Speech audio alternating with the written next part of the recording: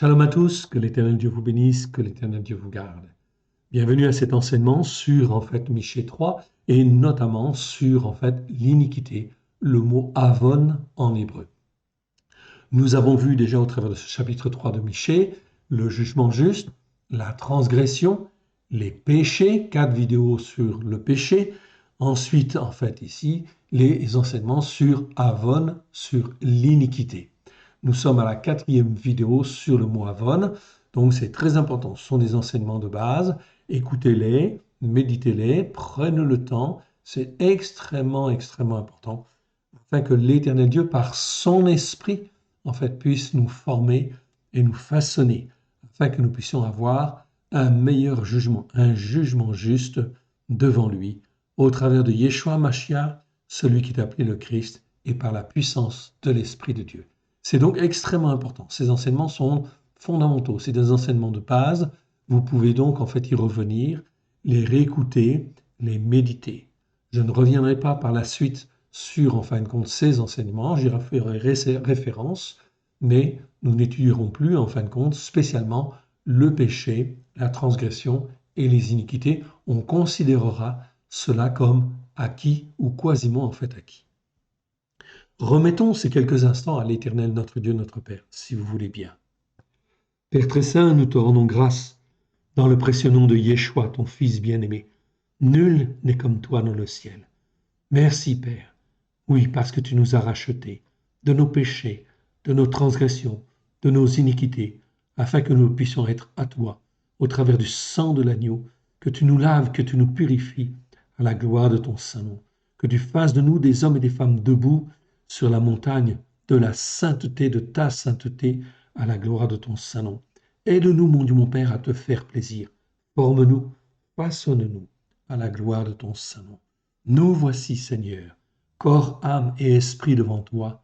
Parle, Seigneur, ton serviteur, ta servante, écoute. Alléluia. Amen. Allons ici dans le texte de Jérémie, pas Jérémie, Michée chapitre 3, juste pour rappeler. Rappeler ici, là où nous sommes. Michée est un prophète de Juda, qui a agi dans les années 700, ici vous le voyez, 745, 715 avant l'ère chrétienne, avant que la Syrie ne soit une menace. Donc Dieu suscite des nations comme cela afin qu'elles puissent grandir et être une menace. C'est ce que nous voyons aujourd'hui, et c'est ce que nous allons voir dans une bien plus grande échelle. Nous sommes en 2023, mais en réalité, l'Éternel Dieu traite toujours les mêmes choses, mais ici à une dimension mondiale. Donc la Syrie n'était pas encore une grande puissance. Après, ça va être ici Babylone qui va devenir une grande puissance, qui va en fin de compte exercer un certain nombre de jugements pour l'Éternel et qui sera défaite ensuite, bien évidemment. Cela va entraîner la destruction en 722 avant l'ère chrétienne, la destruction des 10 tribus du Nord, donc de Samarie. Pourquoi? Parce que Israël, les 10 tribus du Nord, n'ont pas écouté et n'ont pas mis en pratique la parole de Dieu comme il convenait. Ensuite, 136 ans plus tard, c'est le tour de Juda et de Benjamin, donc les 2 tribus du Sud, ici qui restent. En 586 avant l'ère chrétienne, c'est la destruction effectivement de Jérusalem par Nebuchadnezzar, cette fois-ci non plus la Syrie, mais Nebuchadnezzar, donc les Babyloniens, tout simplement, parce qu'ils n'ont pas écouté et ils n'ont pas mis en pratique.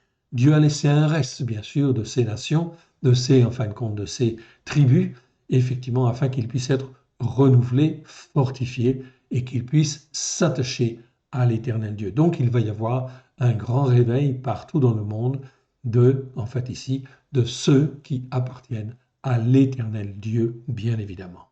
Donc, nous allons vivre ces événements, nous allons vivre aussi beaucoup de détresse oppressantes, oui bien sûr, où des nations vont s'élever et il y aura la guerre, il y aura des tensions énormes, ici, des pressions énormes, de l'angoisse qui va se développer à droite et à gauche, des économies qui vont être remises en question, évidemment bousculées, tout simplement à cause du péché, des transgressions et des iniquités. Voilà pourquoi nous sommes obligés là de faire justement un enseignement approfondi sur le péché, les transgressions et les iniquités.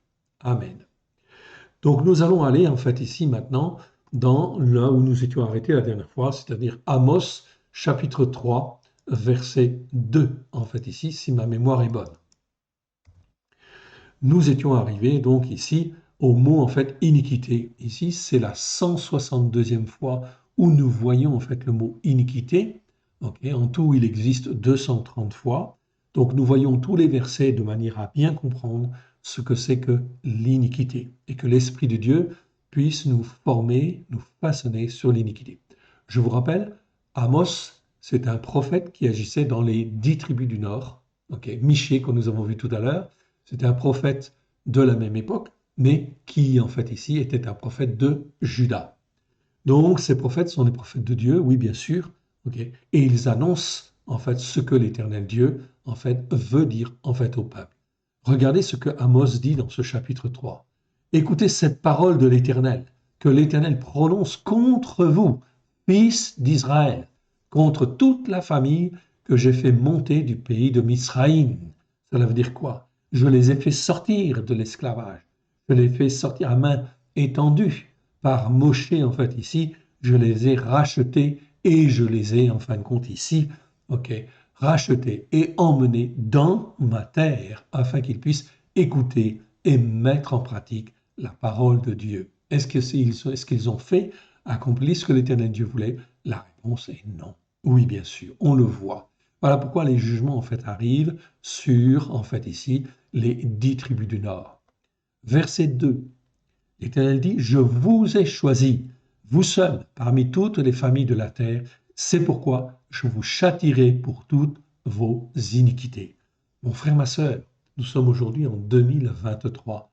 C'est exactement la même chose. Si nous appartenons en fait à Christ aujourd'hui, l'Éternel Dieu nous a arrachés du monde des ténèbres afin que nous puissions être ses témoins sur la terre, comme il le veut lui, afin de faire sa volonté là où il le veut et comme il le veut. Si nous ne faisons pas ce que l'Éternel Dieu en fait veut, ça veut dire que nous n'atteignons pas la cible. C'est donc en fait un péché, tout simplement. Et ce péché, en fin de compte, nous amène justement, en fin de compte, à désobéir à Dieu, à être de moins en moins obéissants, de moins en moins soumis, si effectivement nous ne faisons pas la volonté de l'Éternel Dieu. C'est donc extrêmement important, c'est un message prophétique. L'Éternel Dieu nous appelle afin que nous puissions être ses témoins dans les temps qui viennent, car il ne veut pas la mort du méchant. Nous l'avons vu la dernière fois. Ok, ce que Dieu veut, c'est en fait qu'il ne veut pas la mort du méchant. Ce qu'il veut, c'est qu'il en fait change de voie et vienne vers lui, s'attache à lui, qu'il se repente. Eh bien, c'est exactement la même chose aujourd'hui et nous devons parler, car si nous ne parlons pas, eh bien, ça veut dire que nous serons rendus coupables de la mort d'un tel ou de tel autre, bien évidemment. On ne joue pas donc avec Dieu, il faut vraiment faire très attention, être très attentif. Donc ici, c'est la 162e fois où nous voyons le mot Avon, Amos, dans Amos. Je vous l'agrandis en fait ici, vous le voyez. Donc Amos ici, c'est donc Amos dans ici, chapitre 3, verset 2, c'est le mot Avon. Avon qui veut dire iniquité, c'est très bien. Il faut le traduire par iniquité.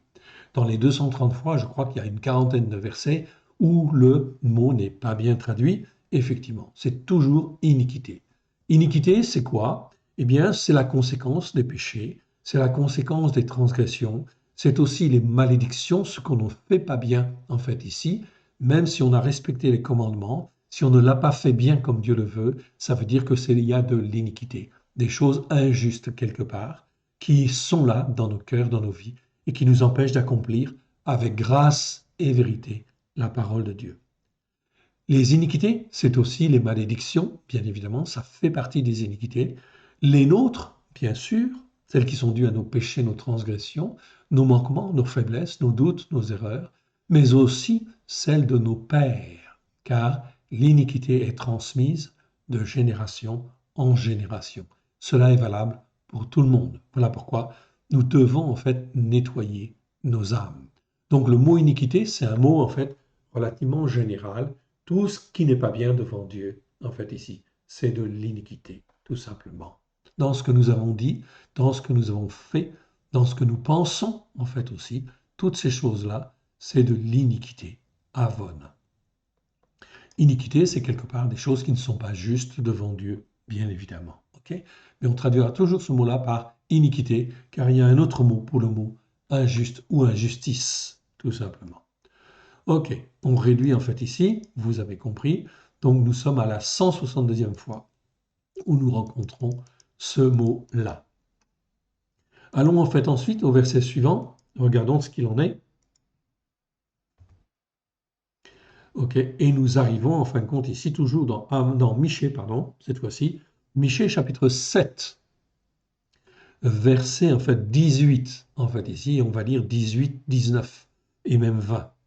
Quel Dieu est semblable à toi, qui pardonne l'iniquité, qui oublie les transgressions, pécha, de reste de ton héritage. Donc tout ce qui reste, qui survivent en fait aux épreuves, eh bien l'Éternel Dieu, en fait ici, le permet et en fait ici, nous pardonne l'iniquité au travers du sang de l'agneau, si du moins nous nous repentons. On est bien d'accord là-dessus.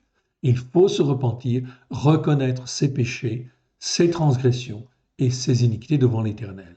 Donc qui pardonne l'iniquité et qui oublie les transgressions du reste de son héritage, il ne garde pas sa colère à toujours, car il prend plaisir à la miséricorde. Verset 19, il aura encore compassion de nous, il mettra sous nos pieds nos iniquités. Encore le mot avon. Tu jetteras au fond de la mer tous leurs péchés. Péché, c'est rataha ici.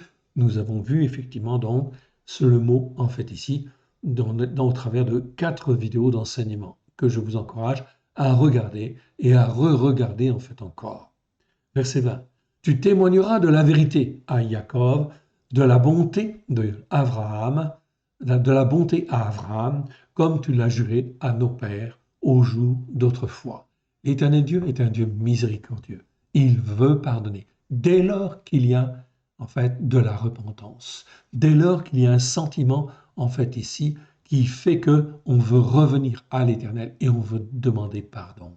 L'Éternel Dieu sonde les cœurs, sonde les reins.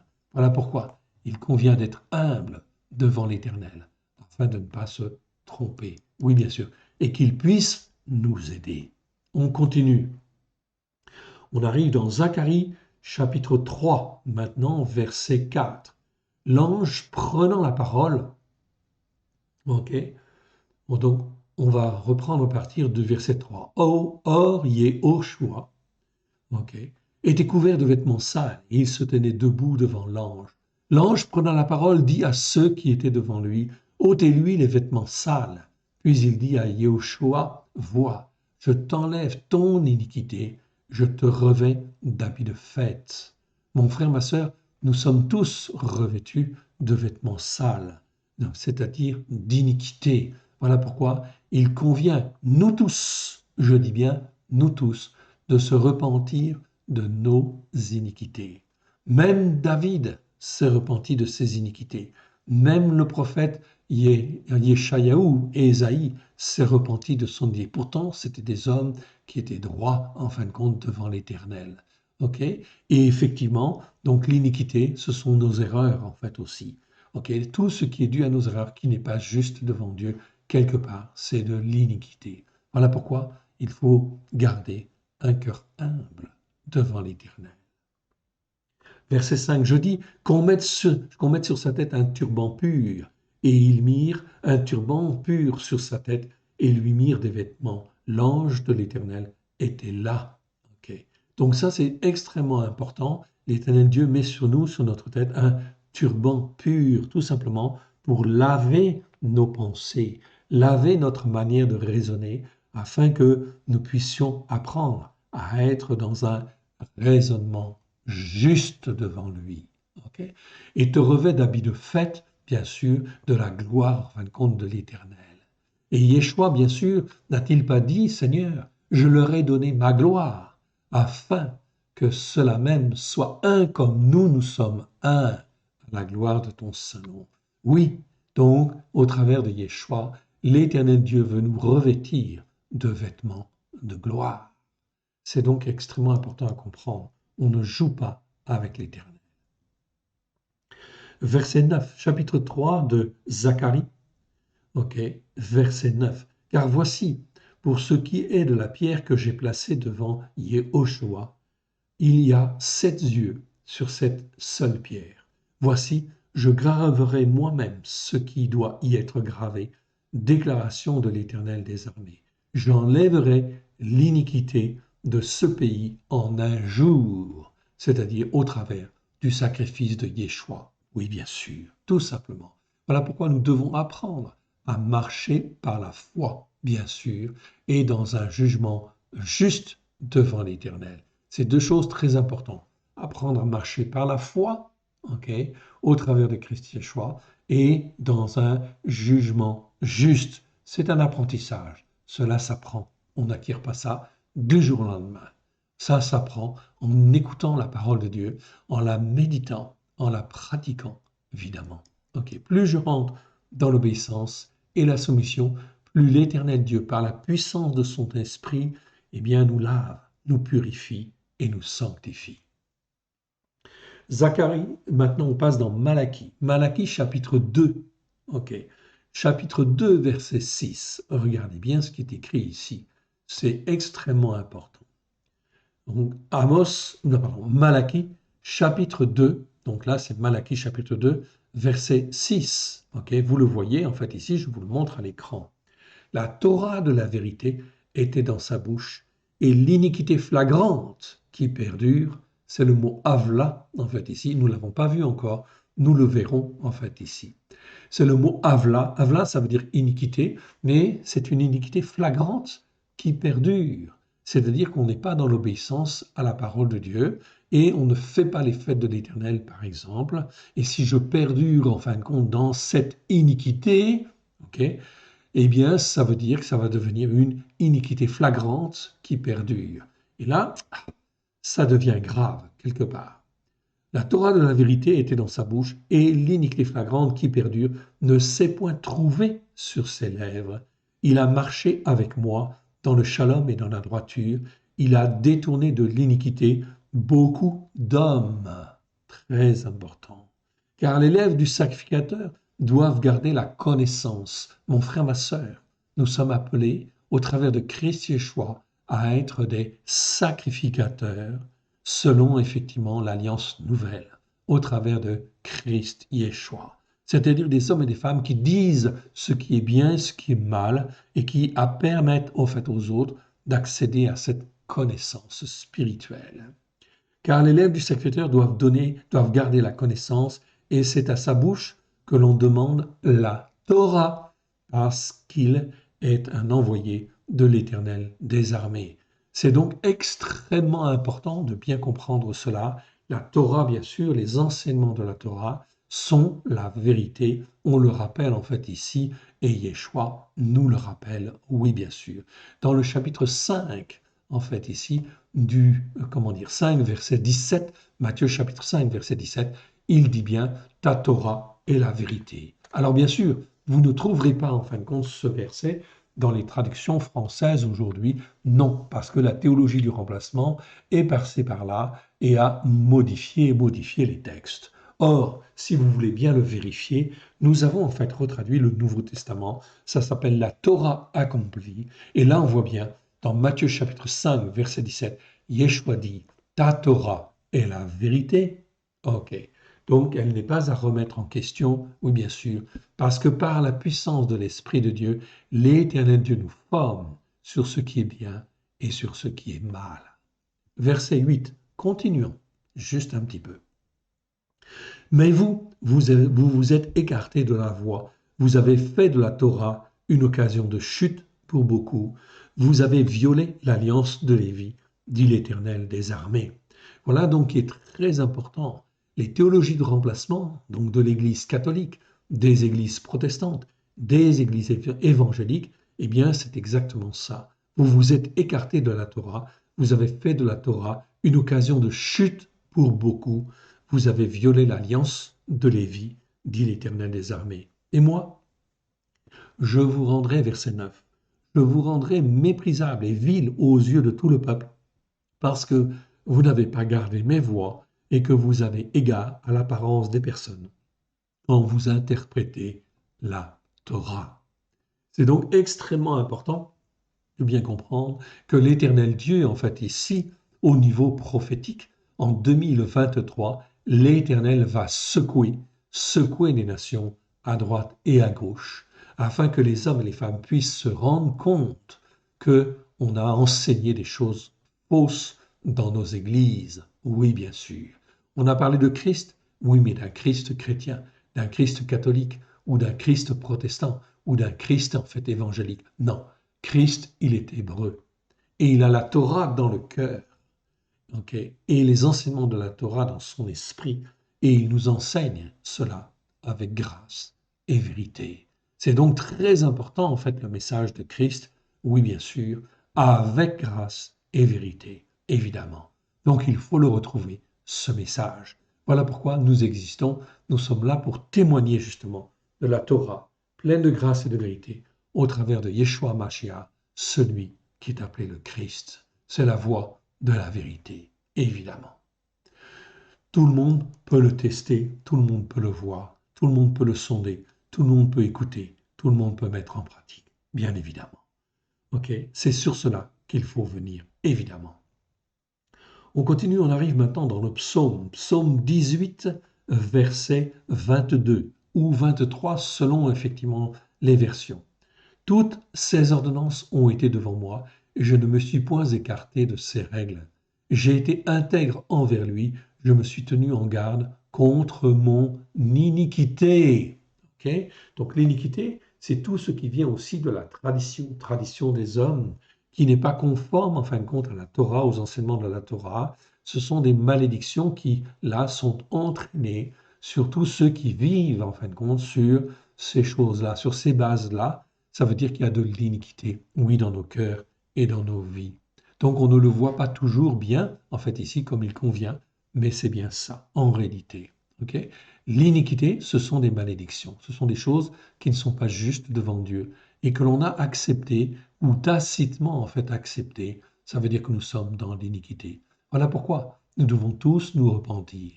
Bien évidemment, pourquoi? Parce que nous étions dans l'iniquité, tout simplement, en fait, ici, dans la désobéissance, en fait, à Dieu, de par notre tradition, de par, en fait, ici, beaucoup de choses, bien évidemment. On continue. On arrive dans le psaume 25, 25, verset 11. OK. 25, verset 11. OK, je vous encourage, en fin de compte, à revoir. Je vais reprendre à partir du verset 8. L'Éternel est bon et droit. C'est pourquoi il montre aux pécheurs la voie. Il conduit les humbles dans le jugement juste ou dans un jugement juste. Mais en hébreu, il y a bien l'article, en fait, ici, défini le. Okay? Donc, il n'y a pas 36 jugements justes. Il y a, en fin de compte, un jugement juste qui appartient, en fait, à Dieu, à l'Éternel Dieu. Et l'Éternel Dieu veut nous apprendre, en fait, ici, le jugement juste. Voilà pourquoi nous avons mis une majuscule, en fait, ici, l'article en majuscule. L'Éternel conduit, en fait, ici, les humbles dans le jugement juste. Il enseigne aux âmes sa voie. Tous les sentiers de l'Éternel sont bonté et vérité pour ceux qui gardent son alliance et ses témoignages. C'est à cause de ton nom, Éternel, que tu pardonneras mon iniquité, car elle est grande. Ok, donc on voit très bien. Je vous encourage à revoir ces versets, oui, évidemment. On continue. On arrive en fait ici dans le psaume 31. Psaume 31, verset 10 ou verset 11. Ma vie se consume dans la douleur et mes années dans les soupirs. Mes ressources sont épuisées à cause de mon iniquité et mes os dépérissent. Donc beaucoup de choses sont dues en fait à nos iniquités. Alors qu'on croit être juste, mais en fait en réalité on n'est pas juste. On n'est pas sur les fondements de la Torah, des prophètes et des psaumes, à la lumière de Yeshua. Voilà pourquoi il faut se poser les bonnes questions, bien évidemment. Psaume 32, ok. Psaume 32, verset, en fait, je reprends à partir du verset 1. Ok, c'est un psaume de David. Heureux celui à qui la transgression est pardonnée, celui dont le péché est couvert. Heureux le descendant d'Adam, à qui l'Éternel n'impute pas l'iniquité et dans l'esprit duquel il n'y a point de fraude. Tant que je me suis tu, mes os se sont consumés par mes plaintes tout au long de la journée, car nuit et jour, ta main s'appesantissait sur moi, ma vigueur s'est changée comme si elle avait été sous les feux de l'été. Verset 5. Je t'ai fait connaître mon péché, je n'ai pas caché mon iniquité. J'avais dit que je confesserais mes transgressions à l'Éternel. Et toi, tu as ôté l'iniquité de mon péché. C'est vraiment très clair. On parle là du péché, on parle là des iniquités, on parle là des transgressions, bien évidemment. Et l'Éternel, au travers du sang de l'agneau, a lavé toutes ces choses. Et toi, tu as ôté l'iniquité de mon péché, c'est-à-dire, en fait, ici, les conséquences, les malédictions qui sont dues, en fin de compte, à toutes mes manquements. Chaque fois que j'ai manqué la cible, c'est le mot péché, évidemment. Donc c'est vraiment en fait très très clair en fait ici. Regardez la suite. C'est pourquoi que tout bien-aimé de toi te supplie autant qu'il convient. Ainsi, si de grandes eaux sont en flot impétueux, elles ne l'atteindront nullement. Toi, tu es un abri pour moi. Tu me gardes de la détresse oppressante. C'est le mot tsar en fait en hébreu. Tu m'environnes de chants de triomphe par la délivrance que tu opères même en dernière minute. C'est très précieux. Ces psaumes sont des psaumes en fait masquils, comme vous le voyez en fait là ici apparaître à l'écran. Masquils, ce sont des psaumes instructifs. Nous les avons tous retraduits. Il y en a 13, ok, de manière à avoir une traduction plus pertinente. En attendant la traduction complète de tous les psaumes, qui nous espérons en fait que nous espérons pouvoir la faire en fait ici avant la fin de cette année, si possible, si Dieu le permet et si nous le pouvons. Pour le moment, nous sommes dans l'édition de la Torah en fait elle-même, c'est-à-dire des 5 premiers livres. Ok, allons de l'avant. Allons maintenant dans le psaume suivant, psaume 36. Psaume 36, c'est sur le méchant. C'est un psaume de David. La déclaration de la transgression d'un méchant est au fond de son cœur. La terreur d'Élohim n'est pas devant ses yeux, car il se flatte à ses propres yeux dans son iniquité pour assouvir sa haine. Ok, et cela continue, mais on n'a plus le mot iniquité en fait ici dans ce psaume, mais les versets suivants, en fin de compte ici, ce n'est pas iniquité, c'est le mot aven. Donc on en a déjà parlé, mais on en reparlera. Il faut traduire par injustice. Et le mot aven, ok, eh bien c'est en fait des choses extrêmement graves. Là, celui-là, on doit le traduire par injustice. Tant que je suis dans les iniquités, je peux être racheté par le sang de l'agneau. Mais si je franchis en fait le mur et que je tombe dans l'injustice, dans l'avène, alors là, eh bien, effectivement, c'est la destruction, c'est la mort en fin de compte qui m'attend. Voilà pourquoi sur la terre, il y a des hommes qui sont rachetables et d'autres qui ne sont plus rachetables, car ils sont dans l'injustice. Regardez, ici on parle du méchant. Les paroles de sa bouche sont injustice, avène et tromperie. Il renonce à agir avec sagesse, à faire le bien. Il médite l'injustice sur sa couche, c'est le mot avène ici, et pas avon, sur sa couche. Il se tient sur une voie qui n'est pas bonne, il ne repousse pas le mal. L'Éternel, ta bonté atteint jusqu'aux cieux, ta fidélité jusqu'aux nues. Ta justice par la foi est comme les montagnes de Dieu. Tes jugements sont comme le grand abîme. Éternel, tu soutiens les descendants d'Adam et les bêtes. Combien est précieuse ta bonté, ô Élohim! À l'ombre de tes ailes, les fils d'Adam cherchent un refuge. Ils se rassasient de l'abondance de ta maison, et tu les abreuves au torrent de tes délices. Car auprès de toi la source de la lumière, la source de la vie, pardon. Par la lumière, nous voyons la lumière. Par ta lumière, nous voyons la lumière. Étends ta bonté sur ceux qui te connaissent et ta justice par la foi sur ceux dont le cœur est droit. Que le pied de l'orgueil ne m'atteigne pas, que la main des méchants ne me fasse pas fuir. Écoutez le dernier verset. Déjà tombent ceux qui commettent l'injustice, la veine en fait ici. Ils sont renversés, ils ne peuvent se relever. Le psaume 36 nous affirme ici que ceux qui sont dans la veine, dans l'injustice, eh bien, sont destinés en fin de compte à la destruction. C'est donc extrêmement important d'apprendre à comprendre la différence entre avon et aven, bien évidemment. Avon, c'est l'iniquité, on peut être racheté. La veine, en fait ici, Non, on ne peut pas être racheté. C'est fini. Sauf exception en fin de compte, mais en principe, la réponse est non. Aucun verset ne permet de dire cela, en fait, ici, dans les Écritures. On continue avec le mot avon. Ok. Ici, on arrive dans le psaume 38, verset 4 ou verset 5. Car mes iniquités s'élèvent au-dessus de ma tête comme un lourd fardeau. Elles sont trop pesantes pour moi. Oui, bien sûr. Ok. C'est donc très important en fait, de se poser les bonnes questions, évidemment. Et là, c'est David qui parle. Il dit, en fait, verset 3 ou verset 4, là, regardez, il n'y a rien de sain dans ma chair à cause de la rage due à ton indignation. Il n'y a plus de vigueur dans mes os à cause de mon péché. Et oui, David, en fin de compte, a péché. Souvenez-vous, il a même tué, en fait, ici. Envoyé à la mort, Uri, en fait, ici, tout simplement, parce qu'il convoitait sa femme. C'est un péché extrêmement grave, oui bien sûr, ok, c'est une transgression et c'est une iniquité énorme. Car mes iniquités s'élèvent au-dessus de ma tête comme un lourd fardeau, elles sont trop pesantes pour moi. Mes plaies sont infectes et purulentes par l'effet de ma folie. Il reconnaît, il se repent. L'Éternel Dieu va lui pardonner. Oui bien sûr, ok. Je reconnais, il va dire au verset 18, regardez ici. Verset 18, 38, 18, 38, 19, selon les versets. Car je reconnais mon iniquité, je suis dans la crainte à cause de mon péché. Et mes ennemis sont pleins de vie, pleins de force. Ceux qui me haïssent sont nombreux. Ils me rendent le mal pour le bien. Ils sont mes adversaires. Comme Satan ici. Attention en fait au mot ici. Donc ils sont mes adversaires comme Satan parce que je recherche le bien. Ne m'abandonne pas, ô Éternel, mon Élohim, ne te t'éloigne pas de moi. Viens en hâte à mon secours, Adonai, ma victoire. Donc il marche par la foi et il sait en fin de compte que l'Éternel Dieu peut le sauver et il va obtenir le pardon. On continue. Psaume 39, verset 11 ou 12. Tu châties l'homme par les sanctions issues de son iniquité.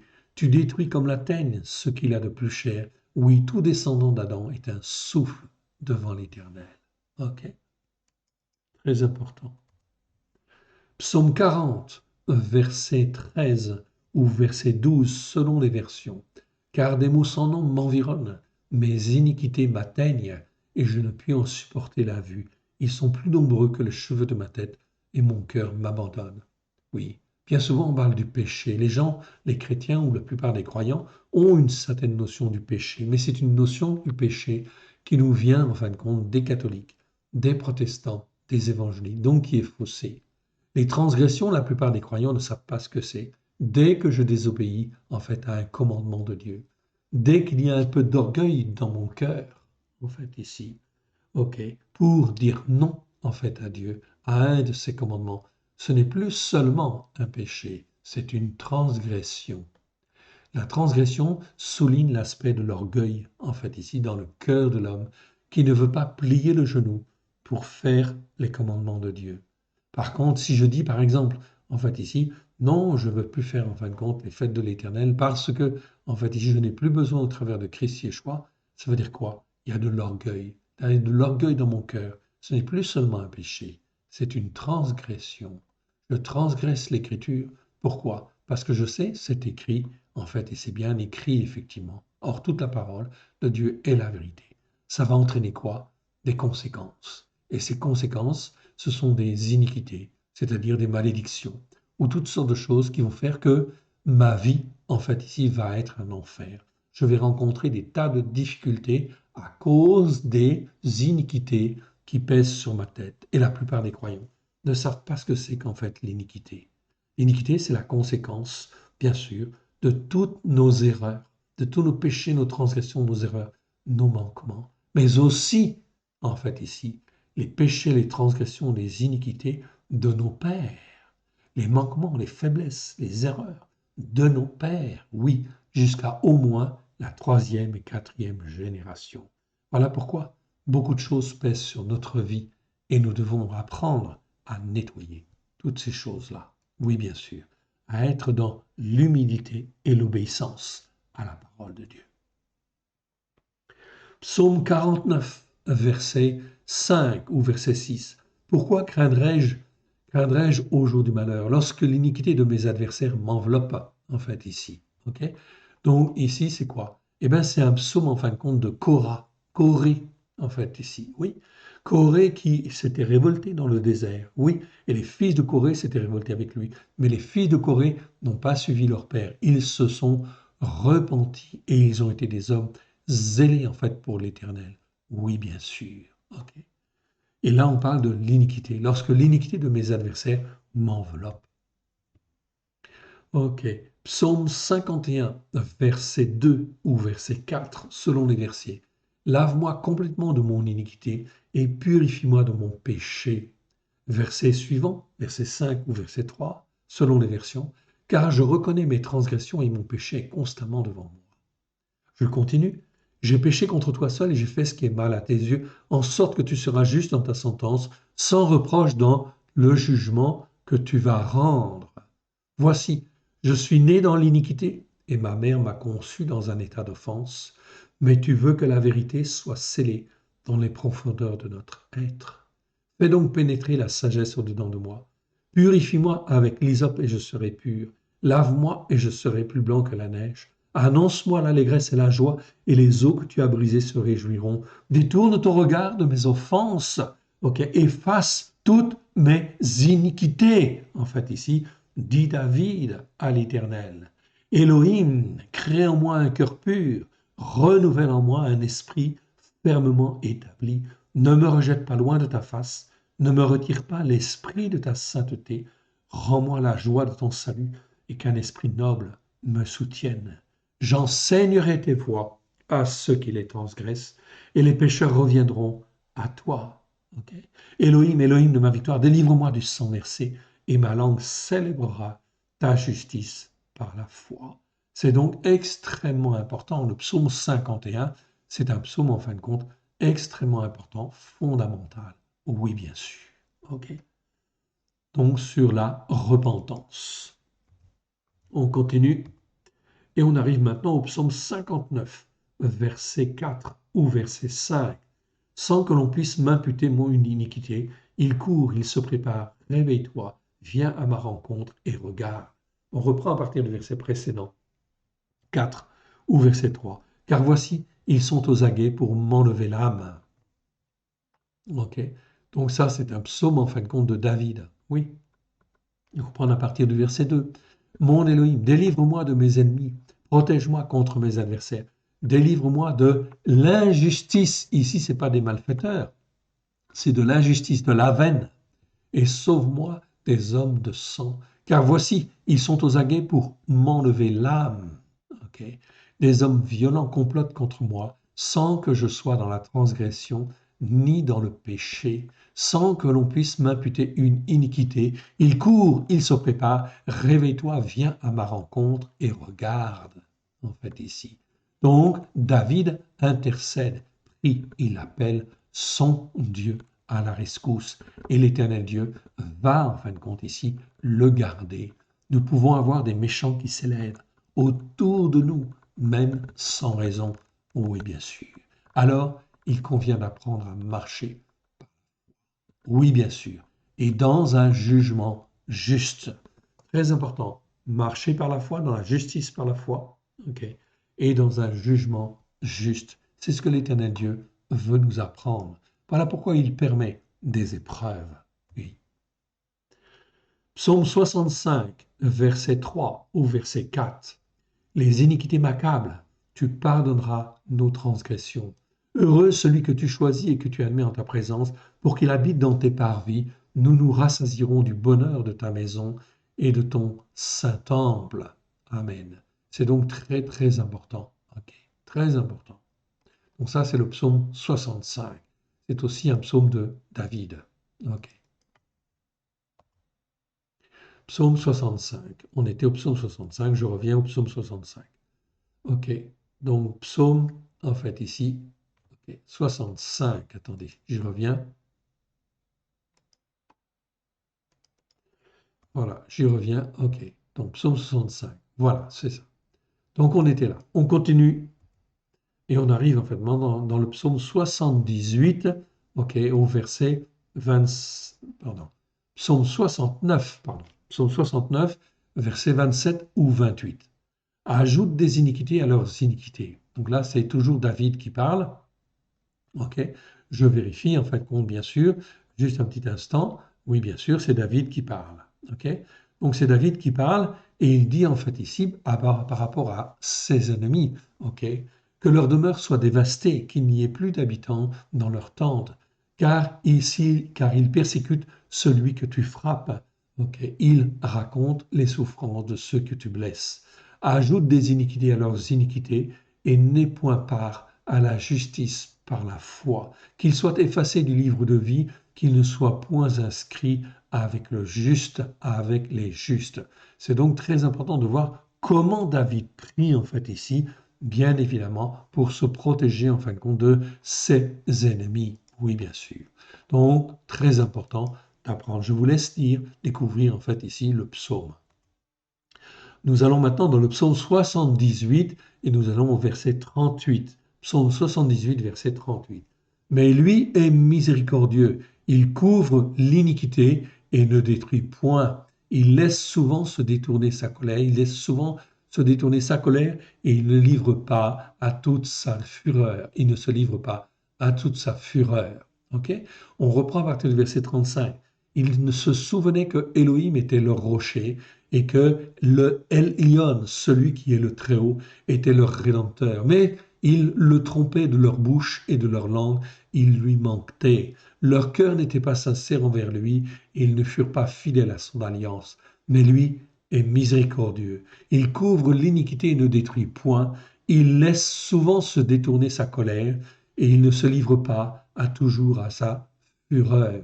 Donc l'Éternel est prêt en fin de compte à exercer sa miséricorde. Oui, bien sûr. On continue, on arrive dans le psaume 79, verset 8.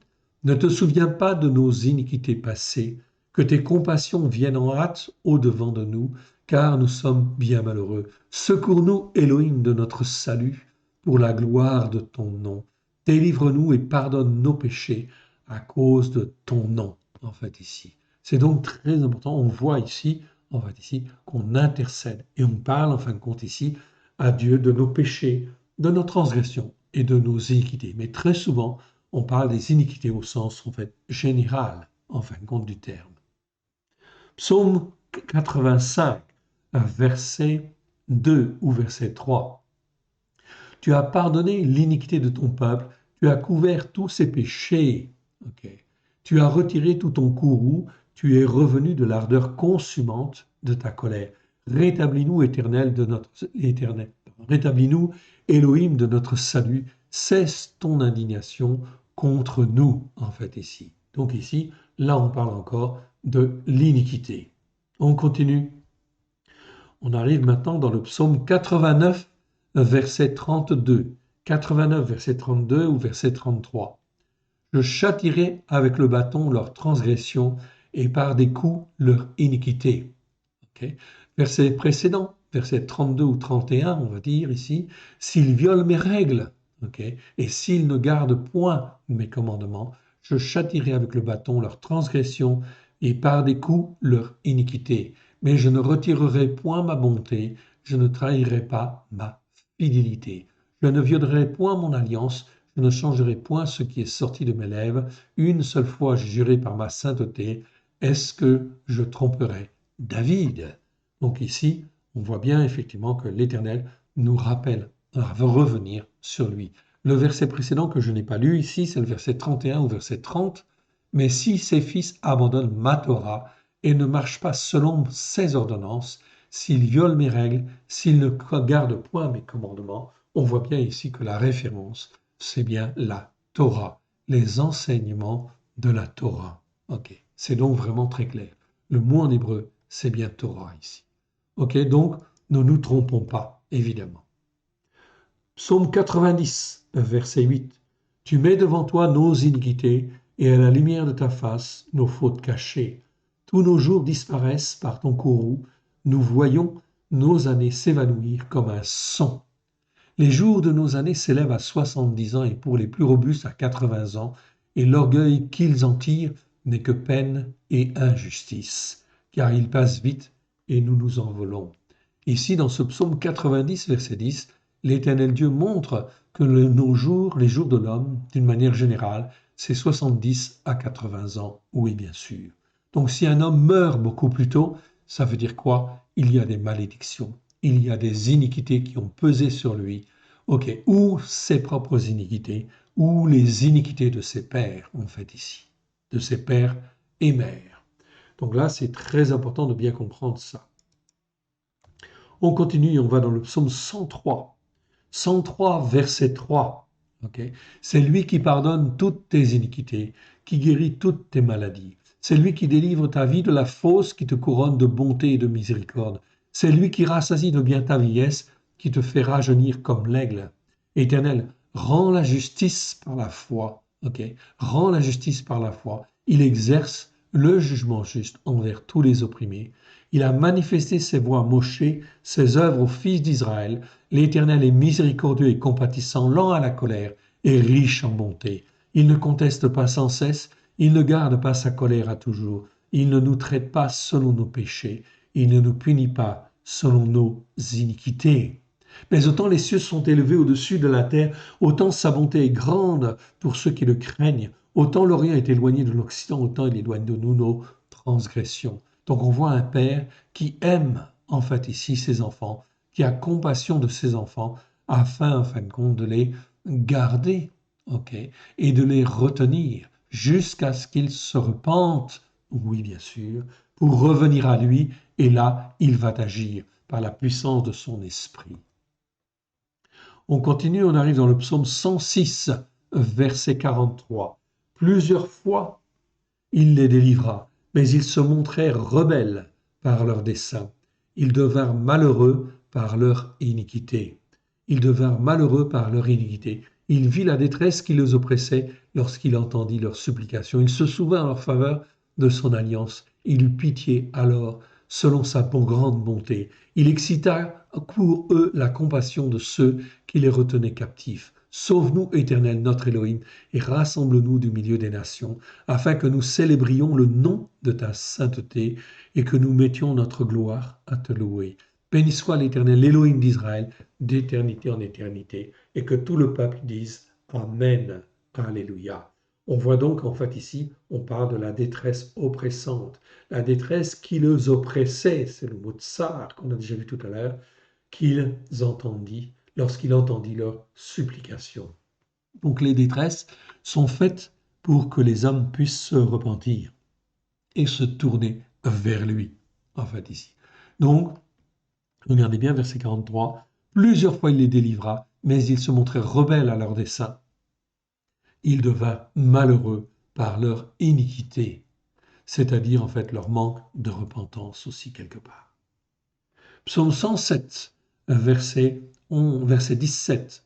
Les insensés par leur voie de transgression et par leurs iniquités s'étaient rendus malheureux. Leur âme avait en abomination toute nourriture et ils touchaient aux portes de la mort. Dans la détresse qui les oppressait, ils crièrent à l'Éternel et il les délivra de leur angoisse. Ici, vous voyez encore le mot tsar, en fait, ici. Ok, tsar, je vous le montre. Ok, c'est la détresse. La détresse qui oppresse, la détresse, en fait, qui opprime, en fait, ici, tout simplement dans le but que les hommes, en fin de compte, puissent se repentir. Ce n'est pas moi qui le dis, c'est Dieu qui le dit, et c'est sa parole qui le dit. Okay? La détresse qui vient, en fait, ici, est une détresse qui est là pour amener les hommes à la repentance, s'ils, du moins, ils veulent écouter et se repentir. On continue et on arrive, en fin de compte, ici, dans le psaume 109, verset 14, que l'iniquité de ses pères reste en souvenir devant l'Éternel et que le péché de sa mère ne soit point effacé. Regardez en fait ici comment, en fin de compte, ici, le psalmiste parle. Et le psalmiste, en fait, qui ici parle ici, c'est David. Donc il parle en fait de l'iniquité de ses pères, en fait ici. Que l'iniquité de ses pères, en fait ici, reste en souvenir devant l'Éternel et que le péché de sa mère ne soit point effacé, en parlant en fin de compte de tous ceux qui sont hostiles contre lui, bien évidemment. Voilà comment, en fait, il prie, en fait, ici. Verset 20.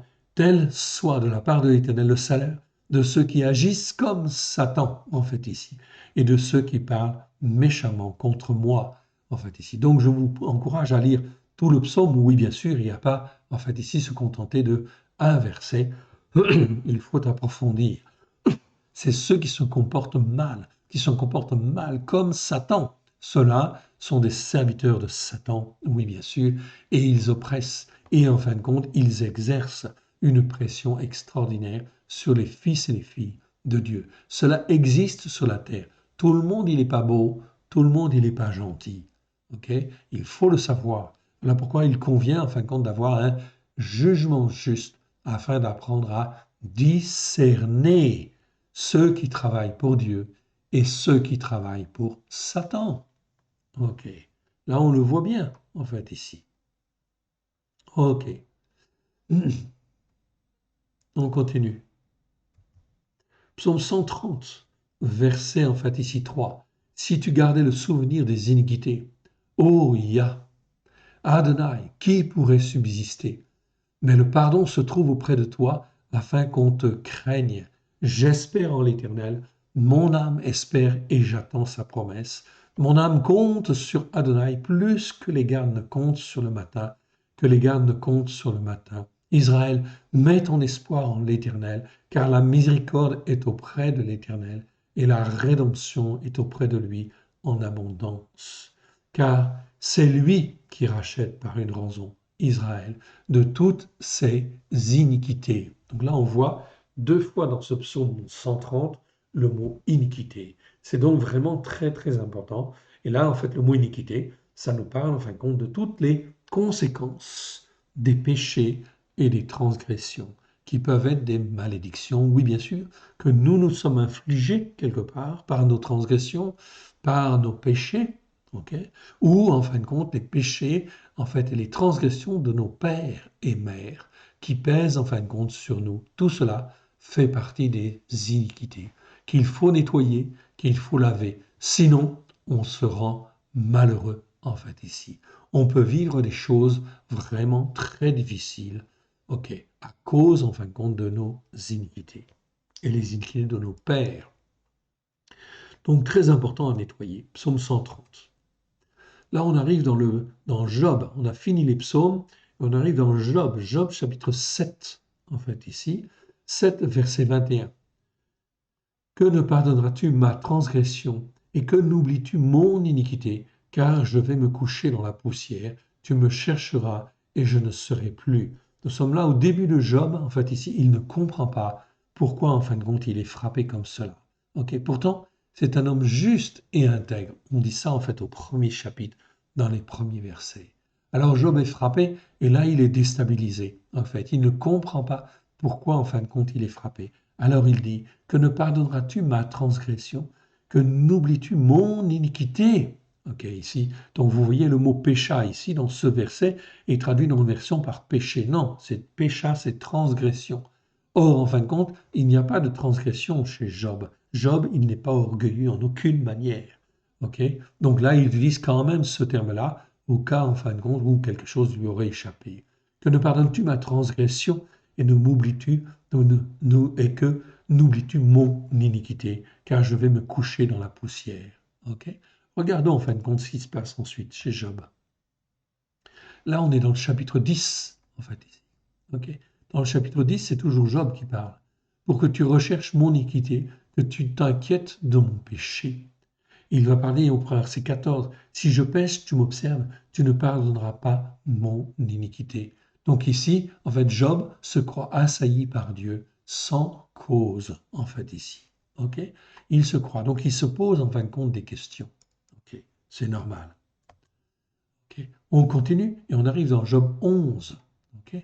Job 11, c'est toujours en fait là, ce n'est plus Job qui parle, c'est Sophar de Naama, ok, c'est-à-dire l'ami en fait, un des amis en fait ici. Et regardez ce que cet ami va dire. Verset 5. Oh si Eloah, Eloah c'est en fait Dieu bien évidemment, c'est le singulier du mot Elohim. Donc Eloah ça existe 57 fois dans 56 versets. vous le voyez en fait ici, je vous le montre, ok? Ici, c'est le mot en fait Eloah, ok? Eloah, ça existe 57 fois dans 56 versets, évidemment, ok? Je le réduis en fait ici, vous l'avez vu, je vous le montre. Donc Eloah, c'est Dieu en fait seul. On va le retrouver, en fait, c'est Dieu, comment dire? C'est Dieu au singulier, tout simplement. Ok. Si Eloah voulait parler, donc ici, vous voyez qu'en fait ici, cet homme-là, ici, ok. Donc cet homme-là, Tsophar de Naaman, parle en fait bon d'Eloah, ok, de Dieu seul. Donc il ne connaît pas en fait le Dieu miséricordieux quelque part. Donc il a une formation spirituelle qui n'est pas complète en fait ici, et il va accuser en fait Job justement. Et si Eloah voulait parler, s'il ouvrait les lèvres pour te répondre, s'il te révélait les secrets de sa sagesse, de son immense sagesse, tu verrais que Eloah ne te traite pas selon ton iniquité. Prétends-tu sonder la pensée secrète d'Eloah, parvenir à la connaissance parfaite du Shaddai? Donc on va voir que cet ami, il va l'accuser en fait ici, bien sûr, de transgression et de péché en fait ici, quelque part. On le verra. Ok, on continue. Ok. Job, au verset 13, chapitre 13, verset 23. Job s'interroge en fait encore. Quel est le nombre de mes iniquités, de mes péchés? Fais-moi connaître mes transgressions et mes péchés, en fait, ici. Pourquoi caches-tu ton visage et me prends-tu pour ton ennemi? Veux-tu frapper une feuille agitée? Veux-tu poursuivre une paille desséchée? Pourquoi m'infliger d'amères souffrances, me punir pour des iniquités de jeunesse? Alors peut-être, en fait, ici, se pose-t-il la question, en fait ici, peut-être a-t-il commis des choses dont il ne se souvient plus, en fait ici, donc il se pose la question. En réalité, non, évidemment. Job s'interroge toujours dans le chapitre 14, verset 17. Mes transgressions sont scellées en un faisceau et tu imagines des iniquités à ma charge. Donc ici, il a un langage où il se pose en fait des questions. Dans Job, en fait, ici, chapitre 15, là, c'est Eliphaz de Théman qui parle. Eliphaz de Théman qui parle. On le voit, en fait, ici. OK? Et il va dire, en fait, ici, OK, tout simplement, le sage répond-il par une vaine connaissance? Se gonfle-t-il la poitrine du vent d'Orient? Est-ce par d'inutiles propos qu'il se défend? Est-ce par des discours qui ne servent à rien? Donc il dit en fin de compte ici, Eliphaz de Théman, il dit à Job, tes discours sont vains, en fait ici, ils ne servent à rien. Toi, tu détruis même la crainte de Dieu, tu anéantis tout mouvement de piété devant Dieu. Ton iniquité dirige ta bouche et tu prends le langage des hommes usés. Donc ici, Eliphaz de Théman, accuse en fait Job ici d'avoir de l'iniquité dans sa bouche. Tu prends le langage des hommes rusés, etc. Ok, donc voilà, en fin de compte, ici, il est accusé, en fait, ici, par ses soi-disant, en fait, amis, qui vont continuer, en fait, à l'accuser, en fait. Ok, ici, en fin de compte, c'est qui parle? On va les voir, c'est Job, là, qui parle, dans le chapitre 19. Craignez-vous l'épée? Les iniquités dues à l'épée sont terribles, et sachez qu'il y aura un jugement. Donc Job parle, en fait, ici, c'est Job qui parle. Les cieux dévoileront son iniquité et la terre s'élèvera contre lui, en fait, ici. Donc, qui est-ce qui parle, en fait, ici? On va aller voir, en fait, ici. C'est Tsophar de Naama, en fait, ici, qui parle. Les cieux dévoilent son iniquité et la terre s'élève contre lui. Donc, ici, Tsophar, eh bien, il accuse, en fait, Job, justement, et il dit, en fait, les cieux dévoilent son iniquité. C'est pour ça que tu es dans la souffrance. Et la terre s'élèvera contre lui. Les revenus de la maison seront emportés, ils disparaîtront au jour de la colère de l'Éternel. Telle est la part que Elohim réserve aux descendants d'Adam, méchants, tel est l'héritage de la parole exprimée de la bouche de Dieu. Donc on voit que cet ami, il est en train d'accuser en fait ici Job justement d'iniquité et d'être un méchant. Ok, Eliphaz de Téphan un peu plus tard, en fait ici, dans Job 22, verset 4. Est-ce par crainte de toi qu'il te châtie, qu'il entre en jugement avec toi? Ta méchanceté n'est-elle pas grande? Tes iniquités ne sont-elles pas infinies? Donc on voit que cet ami Eliphaz de Théman, est en train d'accuser Job, justement, d'iniquité. Or, en fait, ok, Job n'a jamais été inique. Jamais. Ok. Job 31, verset 11. Ok. Là, en fin de compte, ici, c'est Job qui parle. Ok. Il va dire ici, car c'est un crime, une iniquité que punissent les juges. Ok. Si mon cœur a été séduit par une femme, verset 9, si mon cœur a été séduit par une femme, si j'ai fait le guet à la porte de mon prochain, que ma femme tourne la meule pour un autre, et que d'autres la déshonorent, car c'est un crime, une iniquité que punissent les juges. C'est un feu qui dévore jusqu'à la ruine et qui aurait détruit toute ma richesse. Si j'ai méprisé le jugement juste envers mon serviteur et ma servante lorsqu'ils étaient en contestation avec moi, qu'ai-je à faire quand Dieu se lève? Qu'ai-je à répondre quand il châtie? Donc, il se remet en fait en question, etc. Tout simplement ici. Ok, on continue. Encore une iniquité que doivent punir les juges, et j'aurais renié le Dieu d'en haut. Donc là, c'est Job qui parle, et il dit en fait ici, si mon cœur s'est laissé séduire en secret, si ma main s'est portée sur ma bouche, Job 31, 28 nous dit, c'est encore une iniquité que doivent punir les juges, et j'aurais renié le Dieu d'en haut, en fait ici, dans ce cas-là. Verset 33. Si comme Adam, j'ai caché mes transgressions et renfermé mes iniquités dans mon sein, parce que j'avais peur de la multitude, parce que je craignais le mépris des familles, me tenant à l'écart et n'osant franchir ma porte. Ok. Donc ici, en fait ici, parle bien en fin de compte de ces choses. Si jamais je m'étais conduit comme cela. Mais il va dire ensuite, je n'ai commis aucune iniquité, aucune en fin de compte ici. Regardez en fait ici ce qu'il dit au chapitre 33, verset 9. Je suis pur, je suis sans transgression, je suis net, je n'ai point en moi d'iniquité. Il a veillé sur ses iniquités. Donc là, il retrouve en fin de compte ses esprits et il se reprend. Il dit, je suis sans transgression et il n'y a pas d'iniquité en moi. Et Dieu trouve contre moi des motifs de haine, il me traite comme son ennemi. Et donc il se pose quand même des questions. Ok.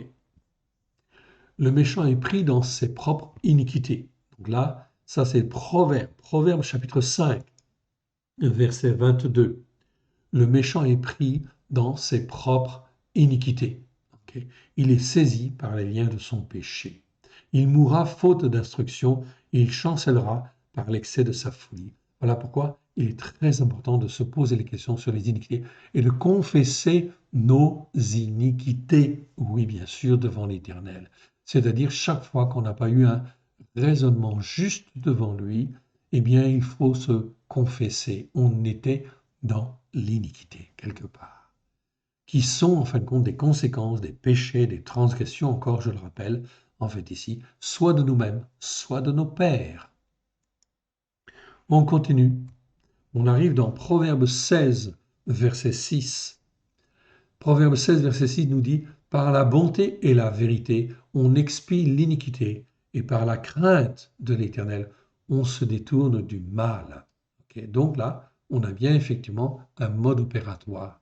Par la bonté et la vérité. C'est quoi la vérité? C'est pas fidélité ici, hein? C'est le mot émet, c'est vérité. C'est quoi la vérité? Il est dit Toratra émet. Psaume 119, verset 142. Ok, par la bonté et la vérité, donc par les enseignements de la Torah, puisque la Torah est la vérité.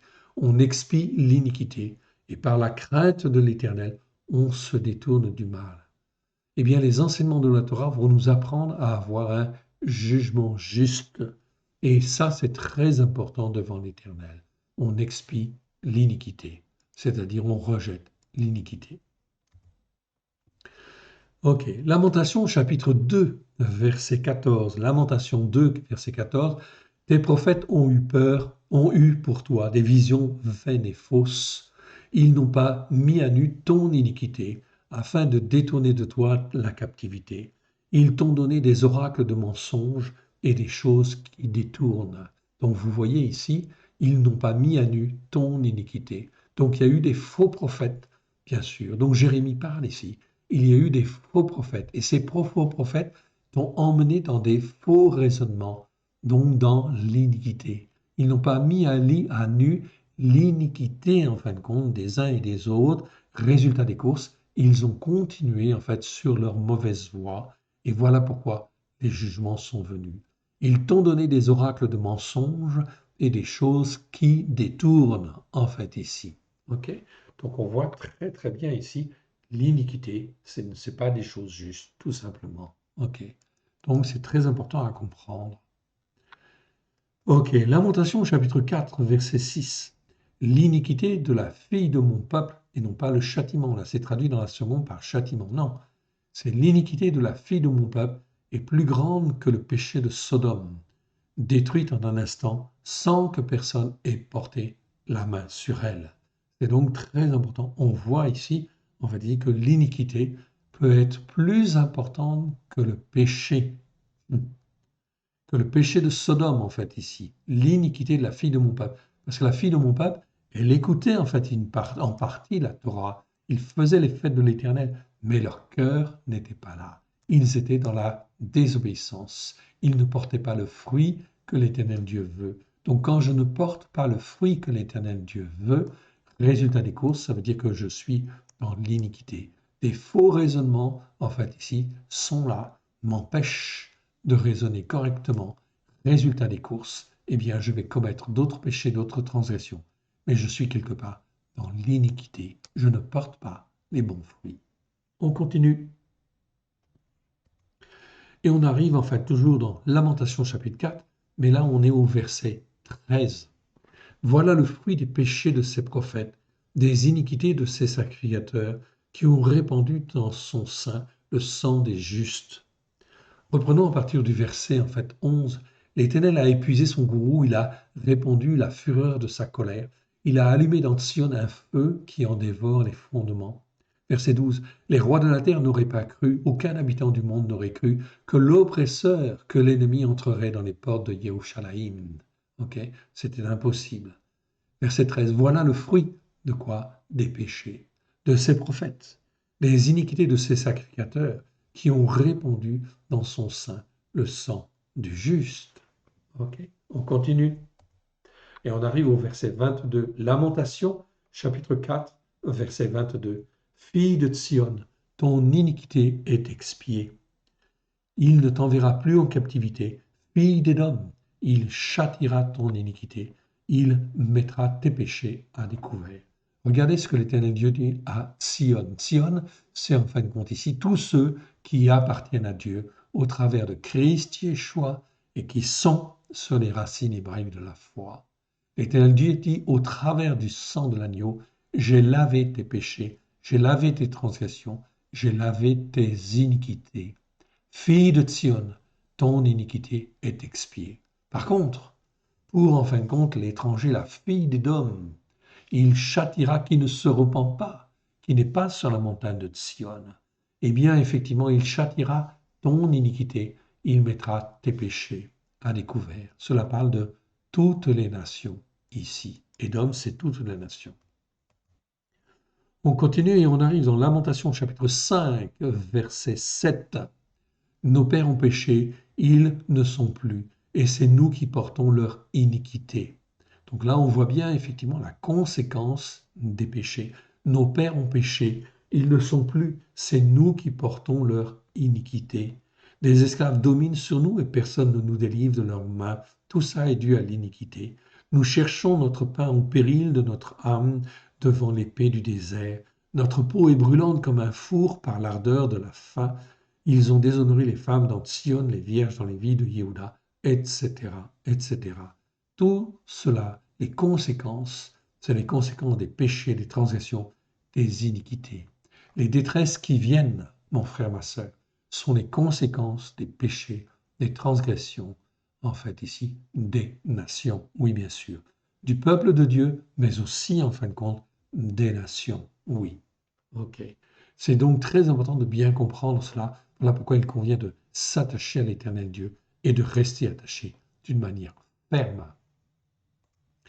On continue et on arrive en fait ici dans Daniel chapitre 9, verset 13. Ok? Nous avons plus que 7 ou 8 versets en fait à voir. Donc verset 13 de Daniel 9.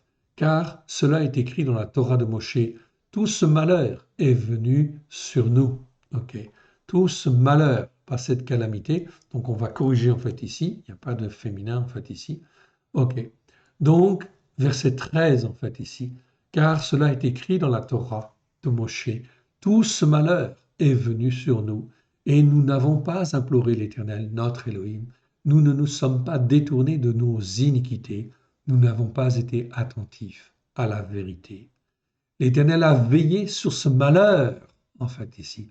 C'est pas calamité, c'est traduit dans la Bible seconde par calamité. Non, c'est ra'a, en fait, ici en hébreu, c'est malheur. Donc l'Éternel a veillé sur ce malheur. Il l'a fait venir sur nous, car l'Éternel, notre Elohim, est juste dans toutes les choses qu'il a faites. Nous n'avons pas écouté sa voix. Et maintenant, Seigneur notre Elohim, toi qui as fait sortir ton peuple du pays de Misraïm par ta main puissante, qui t'est fait un nom comme il l'est aujourd'hui, nous avons péché, nous avons fait ce qui est mal en fait ici. Verset 16. Seigneur, selon ta grande justice par la foi, que ta colère et ta fureur se détournent de ta ville de Yerushalayim, de la montagne de ta sainteté, car à cause de nos péchés et de nos iniquités et des iniquités de nos pères, Yerushalayim et ton peuple sont en opprobre à tous ceux qui nous entourent. Mais maintenant, donc, notre Elohim, écoute la prière et les supplications de ton serviteur. Pour l'amour d'Adonai, fais briller ta face sur ton sanctuaire dévasté. C'est d'une prière d'humilité de la part de Daniel, en fait, ici, qui implore, en fait, l'Éternel. Évidemment. Ok. On continue et on arrive, en fait, dans Daniel 9, verset 24. Daniel 9, verset 24. 70 semaines ont été fixées sur ton peuple et sur la ville de ta sainteté pour faire cesser les transgressions, mettre fin au péché et pour expier l'iniquité et amener la justice éternelle, pour sceller la vision et le prophète, pour oindre le Saint de Saints. 70 semaines. Ok, c'est donc très très important. Donc l'Éternel Dieu parle bien ici des péchés, des transgressions et des iniquités qui doivent être expiés, évidemment, avant la venue de l'Antéchrist, avant le règne messianique qui doit venir bientôt, bien évidemment. Donc, ici, c'est très clair. On continue en fait ici la lecture. Sachez-le donc, il comprend depuis le moment où la parole a annoncé que Yerushalayim sera bâti jusqu'à loin au conducteur il y a 7 semaines. Dans 62 semaines, les places et les fossés seront rétablis, mais en des temps fâcheux. Après les 62 semaines, le oint sera retranché. C'est Yeshua qui est enlevé en fait au ciel. Il est monté, il est mort et ressuscité. Et il est monté, il a été retranché. Il n'aura pas de successeur, un peuple d'un chef viendra, détruira la ville et le lieu de la sainteté, et sa fin arrivera par une inondation. Il est arrêté que les dévastations dureront jusqu'au terme de la guerre. Verset 27, il fera une solide alliance. C'est l'Antéchrist, en fait, qui vient là, avec plusieurs, en fait, c'est avec beaucoup, pour une semaine, c'est-à-dire une période de 7 ans. Et durant la moitié de la semaine, il fera cesser le sacrifice et l'offrande. Donc le temple a été reconstruit à Jérusalem. Et les sacrifices ont repris, puisqu'il dit ici, il fera cesser le sacrifice et l'offrande. Et le dévastateur, c'est l'impie, bien sûr, c'est l'Antéchrist. Le dévastateur commettra les choses les plus abominables, ok, jusqu'à ce que la ruine et ce qui a été résolu fondent sur le dévastateur, sur l'Antichrist qui va régner 7 ans. Il n'est pas venu encore, mais il va venir. Tout cela fait partie du plan de l'Éternel pour expier les transgressions, les péchés et les iniquités. Voilà pourquoi nous devons en fait prendre patience et aujourd'hui faire ce que l'Éternel Dieu nous demande. Il nous appelle à témoigner autour de nous de la repentance par rapport à nos péchés, à nos transgressions, à nos iniquités, afin que tous ceux qui écoutent puissent être sauvés, puissent être enlevés avant effectivement la venue, en fin de compte, avant la venue du règne de l'Antéchrist, au règne, quand le règne de l'Antéchrist viendra, avant effectivement que l'Antéchrist ne règne en fait ici pour détruire en fait ici les choses sur la terre, pour détruire, pour faire toute son œuvre mauvaise. Mais il faut qu'il paraisse. L'enlèvement n'a pas lieu avant que l'Antéchrist ne paraisse. Donc il faut qu'il paraisse et l'enlèvement en fait a lieu juste après, évidemment, avant qu'il n'exerce toute sa, toute son autorité sur le monde entier. Il est l'Antichrist, celui qui est contre Dieu, en fait ici, contre Christ et contre Dieu. On continue et on arrive en fin de compte ici maintenant dans Esdras, chapitre 9, verset 6. Ok. Verset 6. Et je dis, mon Élohim, je suis dans la confusion, j'ai honte, mon Élohim, de lever ma face vers toi, car nos iniquités se sont multipliées par-dessus nos têtes et nos fautes ont atteint jusqu'aux cieux. Depuis les jours de nos pères, nous avons été grandement coupables jusqu'à ce jour, et c'est à cause de nos iniquités que nous avons été livrés. Nous, nos rois, nos sacrificateurs, aux mains des rois étrangers, à l'épée, à la captivité, au pillage et à la honte qui couvrent aujourd'hui notre visage. Mon frère, ma sœur, nous sommes en 2023. C'est exactement ce qui va se passer, en fait, ici, dans les années qui viennent, dans les temps qui viennent. Okay. Depuis les jours de nos pères, nous avons été grandement coupables jusqu'à ce jour. Et c'est à cause de nos iniquités, c'est à cause des iniquités des hommes, en fait, ici, que, en fait, ils vont être livrés, nous, nos rois, nos sacrificateurs, aux mains des rois étrangers, à l'épée, à la captivité, au pillage, à la honte qui couvre aujourd'hui notre visage. Hier, c'était Israël. C'était en fait ici Juda, oui bien sûr. Ils ont été en fait ici les prémices, ils ont été jugés. Aujourd'hui, l'Éternel Dieu, en 2023, est en train de juger le monde entier. Voilà pourquoi de grandes calamités viennent. Verset 8.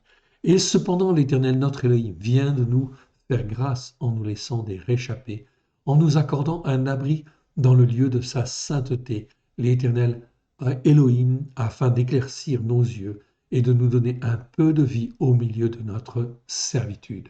Donc l'Éternel Dieu va en fin de compte ici faire un certain nombre de réchappés par rapport à toutes les catastrophes qui va venir. Ceux qui veulent bien se repentir devant l'Éternel. On continue. On arrive dans Esdras chapitre 9, verset 13, pardon d'abord. Après tout ce qui est arrivé à cause des mauvaises actions et des grandes fautes que nous avons commises, quoique tu nous n'aies pas, notre Elohim, puni en proportion de nos iniquités, et maintenant que tu nous as conservés, c'est réchappé. Remercions-nous, en fait, recommencerions-nous à violer tes commandements, à nous allier avec des peuples abominables, ta colère n'éclaterait-elle pas encore contre nous jusqu'à nous détruire, sans laisser ni reste ni réchapper. Elohim, éternel Elohim d'Israël, tu es juste car nous sommes aujourd'hui un reste de réchappés. Nous voici devant toi comme des coupables. Nous ne saurions ainsi subsister devant ta face. Donc l'Éternel appelle à la repentance et à s'attacher à lui d'une manière ferme. On continue et on arrive en fait dans Néhémie chapitre 3, verset, verset 3 ou verset 4, ça dépend en fin de compte des versions. Donc chapitre 3, verset 37 ou chapitre 4, verset 5. Ne pardonne pas leur iniquité et leur péché, que leur péché ne soit pas effacé de devant toi, car ils ont offensé ceux qui bâtissent. Regardons à partir du verset précédent. Écoute notre Elohim, comme nous sommes méprisés, fais retomber leurs insultes sur leur tête et livre-les au pillage sur une terre où ils soient captifs. Ne pardonne pas leur iniquité et que leur péché ne soit point effacé de devant toi, car ils ont offensé ceux qui bâtissent. Nous rebâtîmes la muraille qui fut partout achevée jusqu'à la moitié de sa hauteur, et le peuple prit à cœur ce travail. Donc Néhémie, c'est la reconstruction, en fin de compte, en fait, de Jérusalem. Oui, mais il y a des ennemis ici qui sont dus, en fin de compte, aux iniquités, aux conséquences. Donc il va falloir, en fait, être fort, très fort, se fortifier sur les racines hébraïques de la foi, évidemment, afin de ne pas se laisser entraîner, bien sûr. Même si on nous insulte, ce n'est pas grave. Il faut marcher par la foi. Ok. On continue, on arrive dans Néhémie chapitre 9, versets 1 et 2. Ok. Ici, le 24e jour du même mois, les fils d'Israël s'assemblèrent revêtus de sacs et couverts de poussière pour la célébration d'un jeûne. Ceux qui étaient de la race d'Israël, s'étant séparés de tous les étrangers idolâtres, se présentèrent et confessèrent leurs péchés et leurs iniquités et les iniquités de leur père. Pas leurs iniquités mêmes, mais les iniquités de leur père, en fait, ici. Très important. Lorsqu'ils furent placés, on lut dans le livre de la Torah de l'Éternel, leur Élohim, pendant un quart de la journée, et pendant un autre quart, ils confessèrent leurs péchés et se prosternèrent devant l'Éternel, notre Élohim. Voilà un exemple de repentance d'un peuple, de tout un peuple qui se repent, en fait, ici, des iniquités de leur père. On continue et on arrive en fait au dernier verset qui nous concerne avec le mot Avon.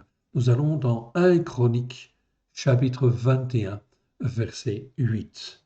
1 Chronique, ok, 21, verset en fait 8. 7 et 8 pour dire. Cet ordre déplut à Élohim qui frappa Israël.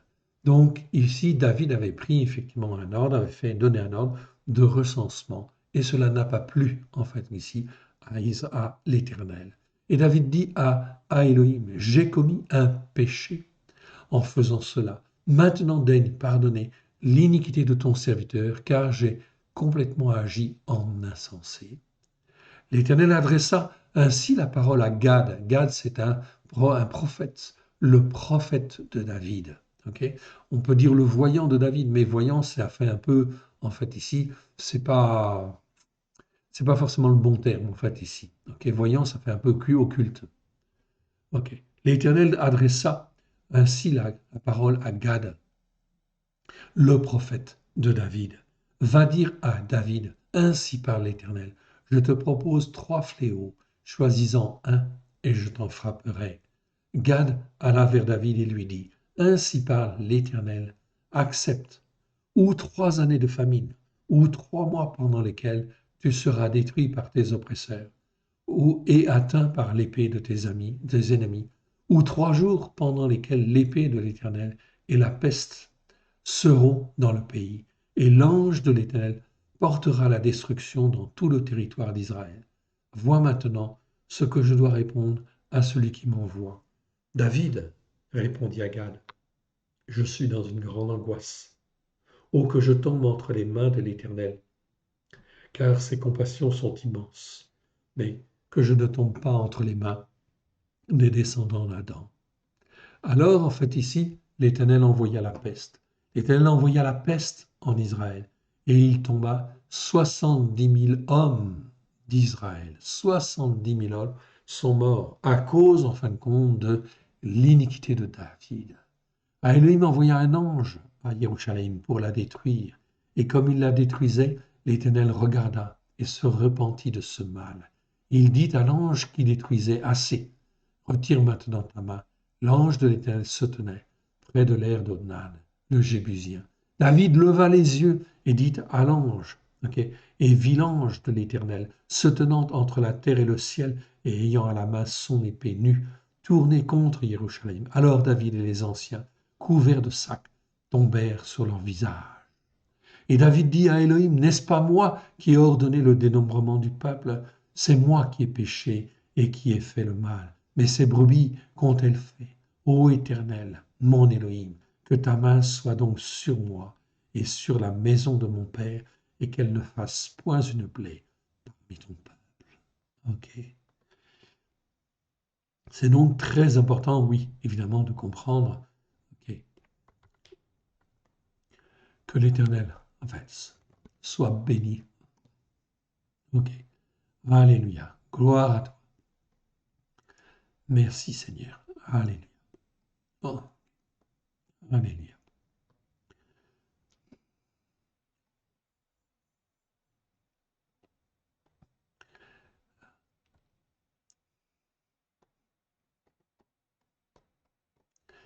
Alléluia. Gloire à toi. Gloire à toi. Gloire à toi. Ôté. Gloire à toi. Gloire à toi. Merci. Merci Seigneur. Gloire à toi. Gloire à toi. Gloire à toi. Gloire à toi. Gloire à l'Éternel, notre Dieu, notre Père. Ok. Gloire à l'Éternel. Nous bénissons l'Éternel, notre Dieu. Allez. Gloire à ses paroles. Gloire à son travail. À ses- à son- gloire à l'Éternel, notre Dieu, notre Père. Donc c'est très important de bien comprendre que l'Éternel Dieu, en fait, ici, nous protège. Protège, en fait, ici, notre temps. Grâce, grâce notre tambour. Règle notre tambour. Règle notre territoire. Que l'Éternel Dieu vous bénisse, que l'Éternel Dieu vous garde. Ok, je proclame la victoire de l'agneau, la seigneurie de l'agneau. Que l'Éternel Dieu vous garde et vous protège dans le précieux nom du choix. L'Éternel Dieu prenez son projet, protège son programme, ok, et il protège en fait d'ici son tourment. Ok. Que l'Éternel Dieu vous protège, que l'Éternel Dieu vous garde. Ok, on prie l'Éternel. Que l'Éternel Dieu vous protège, vous garde dans le précieux nom du choix. Que l'Éternel Dieu vous protège, vous garde dans le précieux nom du choix qu'il y a dans vos programmes et vos paroles. Que l'Éternel Dieu vous bénisse, que l'Éternel Dieu vous garde. À très bientôt, que l'Éternel vous protège et vous garde. Dans le précieux nom du choix, que l'Éternel Dieu vous garde. Gloire à l'Éternel notre Dieu. Alléluia. Que l'Éternel Dieu vous bénisse, que l'Éternel Dieu vous garde. Shabbat shalom à tous. Alléluia. Amen.